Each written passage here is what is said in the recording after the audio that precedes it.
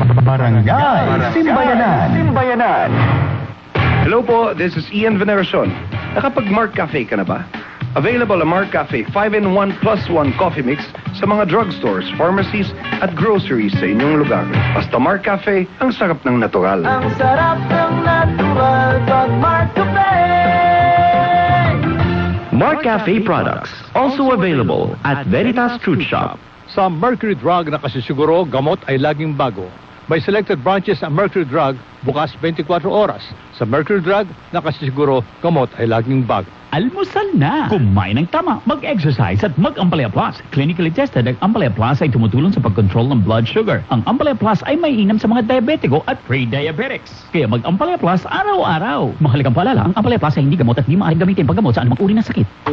Iba't ibang lasa, may salabat, turmeric at ampalaya.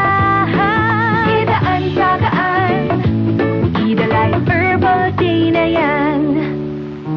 Ating pakinggan ang mabuting balita para sa araw na ito. Hatid ng Daughters of St. Paul, Paulines Radio at Veritas 846, ang radyo ng simbahan.